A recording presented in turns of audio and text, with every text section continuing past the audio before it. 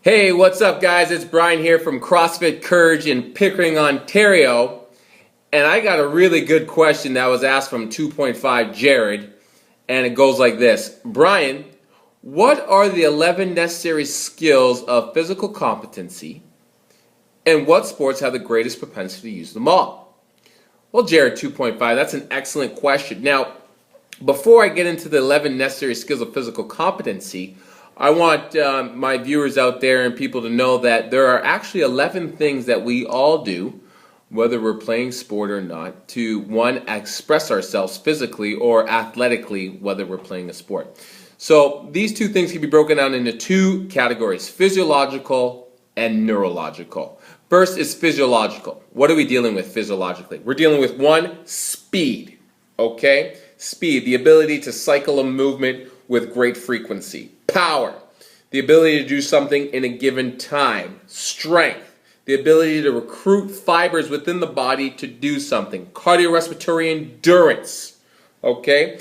We're talking VO2 max, oxygen efficiency, stamina, the endurance of a muscle fiber. For example, if I were to have a keg over my head and hold it eventually, or maybe a log, eventually my arms would get tired and fatigued and I would drop it. Or maybe I want you to go down in a down squat position and hold that position as long as possible. Eventually those muscle fibers will get fatigued and you would drop it, okay? Often confused with cardiorespiratory endurance, stamina, two different things. And then flexibility, okay?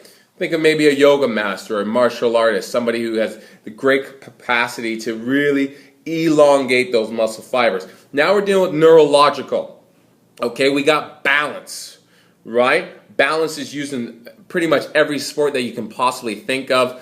For example, we'll use a Major League Baseball pitcher. Here's somebody who's standing on the mound, one leg, throws the ball, needs the balance within his core, and then after that he needs the coordination, which is the next one in neurological of the 11 steps of physical competency. The coordination is he has the ball, he throws the ball, right? And he has to have the coordination through core to extremity. So you need coordination from your arms to your hands. And for example, if you're a soccer player, okay, you need coordination with your feet. There's a lot of sports that you need your feet, you need coordination. After that, you need accuracy. A lot of sports require accuracy. If we go back to the Major League Baseball pitcher, he has balance, he has coordination, but you need accuracy. And accuracy is the ability to control the intensity of a movement but being accurate. Then we have agility.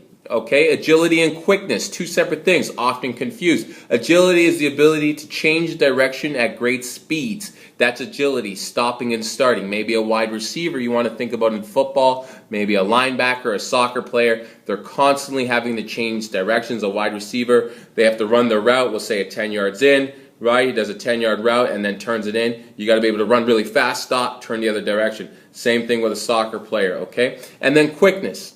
Look at quickness as what happens before speed, okay? Before you get fast, you got to be quick. So the ability to recruit fibers within your body in order to move fastly. Now, second part of question from 2.5 is, what sports have the greatest propensity? You know what, that's a bit debatable. There's a lot out there in regards to what sports have the greatest capacity, but I could think of 5 sports off the top of my head right now that would have the greatest propensity to use all 11. Okay, in every sport, some sports you use a lot of them, some sports you use some of them, some sports you use only a couple of them, right? Every sport is very different. So, for example, let's just say we're thinking of an Ironman, okay, or a triathlete. These individuals are considered really great athletes. Well, what do they use a lot in there? They use a lot of cardiorespiratory endurance in that sport, but there's not much accuracy that's involved, and there's not much agility involved, and there's not that much quickness involved. Maybe we could think of a power lifter, right?